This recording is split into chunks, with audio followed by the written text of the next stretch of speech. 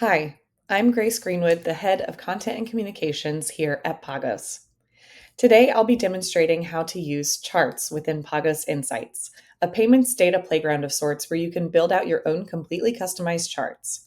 Monitor and visualize any payment metric broken down by custom dimensions in whatever chart style meets your business needs. Keep in mind, this demonstration is created using test data in a test environment. To start, we'll navigate to the Charts section of Insights. Here you can see the charts I've previously made and saved for future use. Click on any chart to edit, view, or remove it from your account. To create a new one, simply click New Chart. When creating a new custom chart, you'll start by selecting the metric you want to analyze. We offer a variety of metrics, including approval rate, decline transaction count, chargeback rate, and many more. For this example, we're going to click Approved Transaction Count.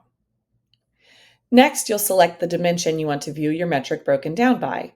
Keep in mind, the metric that you select determines which dimensions you can use. For example, if we had selected chargeback rate, we could then break our data down by chargeback relevant dimensions like chargeback status.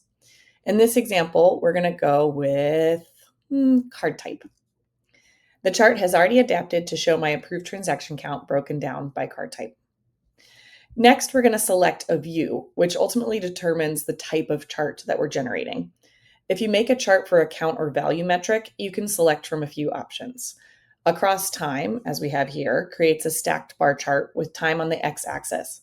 The dimensions parameters, in this case the card types, make up each small bar within a stack. If we had instead selected by share, this would create a pie chart with the different card types making up each wedge. And then lastly, as totals puts our dimension on the x-axis, and the individual parameters, the card types, have their own bar. One thing to note, if we had selected a rate metric like approval rate, the only option for view is across time. All right, let's go back to approved transaction count. All right, so this isn't all we can do. We actually have another option here. Say you wanted to see this data further broken down across your multiple PSPs.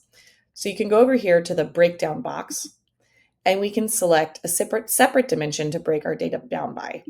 In this case, we're choosing processor. So now not only do we see our approved transaction count broken down by card type, but also by processor within each card type. Like other data visualizations and insights, you have a date range filter up here at the top where you can adjust the time period demonstrated in the graphs. You can also click to add filters to apply a variety of different filters to your data. Once you're satisfied with your chart, you can click Save to save it for future use.